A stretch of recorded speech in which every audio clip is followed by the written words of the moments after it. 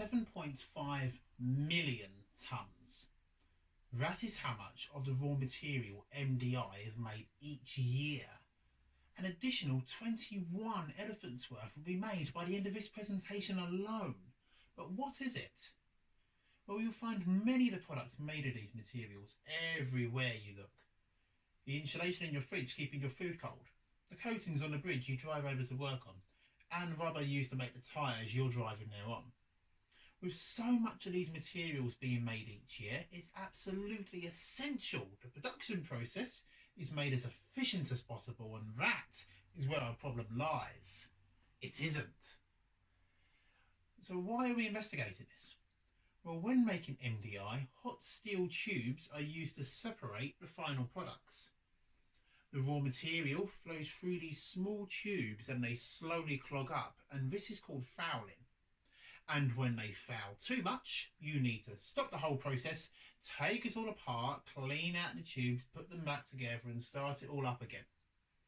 This also has an impact on the environment, as more energy is needed to keep the production process going once the tubes start to clog up, as well as disposing of the hazardous chemicals used to clean them. So how are we going to solve this problem? Well, that is for a three-phase investigation.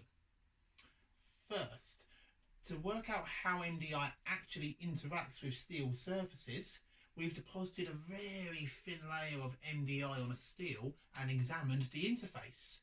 And here we have found specific atoms from the MDI bonding to iron atoms in our steel. Now we understand how MDI actually interacts with steel surfaces, we can move into phase 2, designing an experiment that is similar to the complex conditions actually found in the production plant. Here we've been able to develop a mechanism which actually explains how all of the different chemicals interact to initially deposit MDI on the surface in the production plant. So now we know how MDI initially deposits in the production plant, we can finally move into phase 3. Here we will bridge our understanding of these initial fouling conditions and how they lead to the large-scale fouling found in the production plant. With this, a comprehensive understanding of the whole fouling process will be used to better design the production process to maximise efficiency whilst reducing waste and CO2 production. Alongside this, we'll also examine the potential fouling resistance of other materials that could act as an improved substitute to the steels currently used, working towards a solution for this sticky problem.